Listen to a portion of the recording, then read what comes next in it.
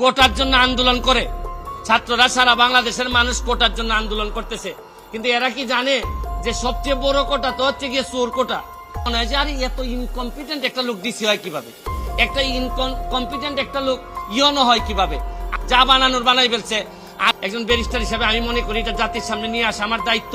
আপনাদের মাধ্যমে আমি এটা ছড়াই দিতে চাই এবং আমি দেখতে চাই যে কি ব্যবস্থা গ্রহণ করছেন, নাইলে আমি মাননীয় প্রধানমন্ত্রীর কাছে প্রয়োজনে যাব। আমি যখন দেখি তখন আমার হিসাব মিলে না, এখন আইসা ওই সৈয়দ আবেদ আলীর মাধ্যমে আমার কিছু হিসাব মিলতেছে। সম্মানিত ভিউয়ার্স, পিএসসি কে ধুয়ে দিলেন ব্যারিস্টার সুমন, এমন কথাই কিন্তু আপনারা শুনেছেন। বন্ধুরা, পিএসসি পরীক্ষা কমিটি দল গঠন হয়েছে, তাদেরকে উদ্দেশ্য করে ব্যারিস্টার সুমন ছুড়ে দিয়েছে হাজারো প্রশ্ন এবং অনেক রাগান্বিত গলায় তাদেরকে বলেছেন তারা হচ্ছে চোর। কমিটি কি, এদিকে যাকে চোর বলবো সেখানে পুলিশ যাবে, আর কমিটি মানেই পুলিশ যাওয়ার আগেই একটু ওয়েট এরকম কিছুই বুঝেছেন